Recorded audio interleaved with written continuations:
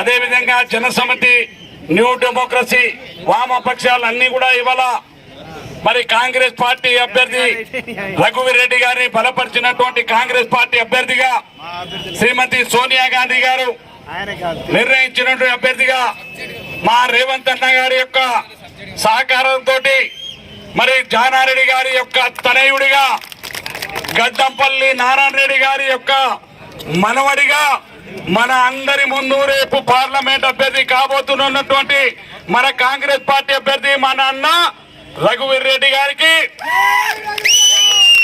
అదేవిధంగా CPI party రాష్ట్ర కార్యవర్గ సభ్యులు పల్లా నరసింహారెడ్డి గారికి, అదేవిధంగా కాంగ్రెస్ పార్టీ నాయకులు ఇంతకు ముందే మీకు పరిచయం చేసిన యువ నాయకుడు మరి గుత్తా అమిత్ రెడ్డి గారికి, మరి అదేవిధంగా సిపిఎం పార్టీ నాయకులు ఐలయ్య గారికి, మా సోదరుడు నా తమ్ముడు నాకు అన్ని వేళలాగా అండగా ఉంటున్నటువంటి జిల్లా కాంగ్రెస్ అధ్యక్షుడు శంకర్ నాయక్ గారికి, మరి అదేవిధంగా ఏ బాబు ఏంటమ్మా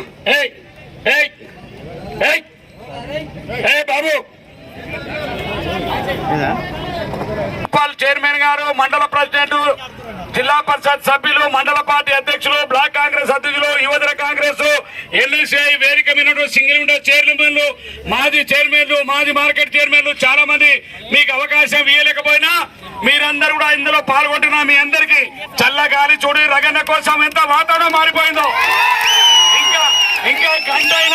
ఇంకా గంటైనా నిలబడేటువంటి వాతావరణాన్ని మనం ఇలా చల్లబరిచిన దేవుడు. కాబట్టి వీరందరికీ వివిధ గ్రామాల నుంచి, వివిధ తండాల నుంచి, గ్రామాల నుంచి వచ్చినటువంటి నా కాంగ్రెస్ పార్టీ కార్యకర్త, నా ప్రాణ సమానమైనటువంటి మీ అందరికీ నా పేరు నా హృదయపూర్వమైనటువంటి ధన్యవాదాలు. మీకొక్క మాట చెప్తాను. ఇదే మీనాక్షి సెంటర్ లో ఆనాడు శాసనసభ ఎన్నికల్లో చెప్పినాను, ఏదైతే బలహీనమైనటువంటి నాయకత్వం ఇక్కడ ఉండడం వల్ల 10 సంవత్సరాలు ఈ ప్రాంతానికి అన్యాయం జరిగింది. సాగునీటి ప్రాజెక్టులు ఆనాడు సరైనటువంటి దిశ లేక, అడిగేవారు దిక్కు లేక ఉన్నటువంటి ఎస్ఎల్బిసి ప్రాజెక్టు ఇవాళ 10 సంవత్సరాలు వెనకబడిపోయింది.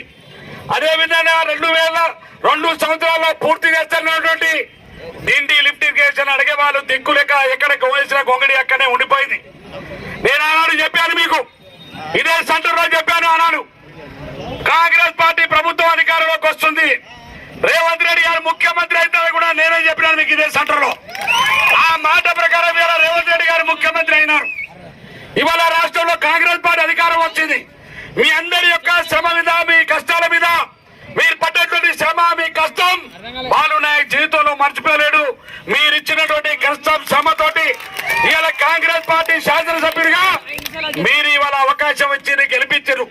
మీరు ఇచ్చి గెలిపించినటువంటి బాలు నాయక్ మీ ఎమ్మెల్యేగా మొట్టమొదటి శాసనసభలోనే ఈ ప్రాంతానికి అన్యాయం జరిగిందని, ఈ ప్రాంతంలో ఎస్ఎల్బిసిని, ఈ ప్రాంతంలో నక్కలగండిని, ఈ ప్రాంతంలో పెళ్లి పగలని, ఈ ప్రాంతంలో గొట్టెముక్కల ప్రాజెక్టు, ఈ ప్రాంతంలో సింగరాజపల్లి ప్రాజెక్టు, అదే విధంగా ఇక్కడ అయితే ఎన్నికల ఓట్ల కోసం కొబ్బరికాయలు కొట్టినటువంటి లిఫ్ట్ ఇరిగేషన్ పెద్దగట్టు కావచ్చు, అక్కపల్లి కావచ్చు, కంబాలపల్లి కావచ్చు, పొగిల్లా కావచ్చు, అంబాబావారి కావచ్చు, ఇవన్నీ కూడా కేవలం ఎన్నికల ఓట్ల కోసం ఆనాడు కొబ్బరికాయ కొట్టిపోతే, మొన్న జరిగినటువంటి మొట్టమొదటి శాసనసభలో ప్రభుత్వాన్ని అడిగినాను, 10 సంవత్సరాల్లో మాకు అన్యాయం జరిగింది, టీఆర్ఎస్ పార్టీ మాకు అన్యాయం చేసింది, కేసీఆర్ హరీష్ రావు మాకు అన్యాయం చేసినంటే హరీష్ రావు కింద తలకాయ వేసుకొని కూర్చున్నాడు.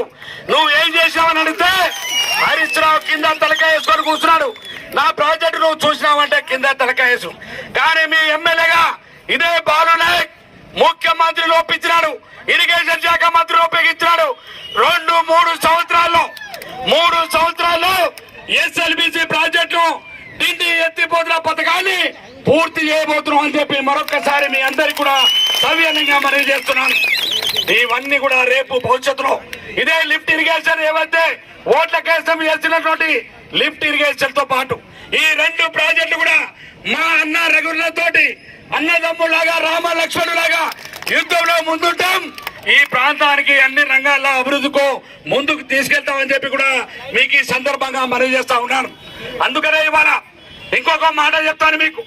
ఇవాళ ప్రభుత్వం 3 గ్యారెంటీ ఒక ఆయన అంటాడు, మోడీ గ్యారెంటీ కాదు, ఈ దేవరకొండ ప్రాంతానికి బాలు నాయక్ రఘువీణ గ్యారెంటీ అని చెప్పి మరొకసారి మీకు ఈ సందర్భంగా మనం చేస్తున్నాం. ఏదైతే ఈ ప్రాంత అభివృద్ధిగా గిరిజన ప్రాంతం ఇది ఎస్టీ ప్రాంతం అనేది అన్యాయానికి గురైంది.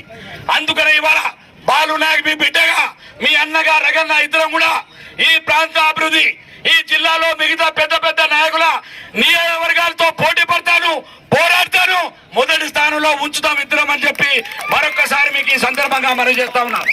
అందుకనే మీ మీద నమ్మకంతో మీ మీద విశ్వాసంతో మీరు ఏదైతే బాలు నాయక్ యొక్క మాటను తూచా తప్పకుండా పాటిస్తారనేటువంటి కార్యకర్తల మీద విశ్వాసం, నాయకుల మీద నమ్మకం, వాళ్ళందరి నమ్మకంతో ఈ జిల్లా నాయకులందరికీ ఛాలెంజ్ చేసినాను. నా నియోజకవర్గం నుంచి 1,00,000 మెజార్టీ రగనకి ఇస్తానని మాట ఇచ్చినాను. ఆ మాట ప్రకారం మనం అందరూ కూడా ముందుకెళ్తాం. బాలు నాయక్ మాట దాని కోసం కాదు, ఈ ప్రాంత అభివృద్ధి కోసం, మీకోసం, ఈ నియోజకవర్గ ప్రజల కోసం ఇవాళ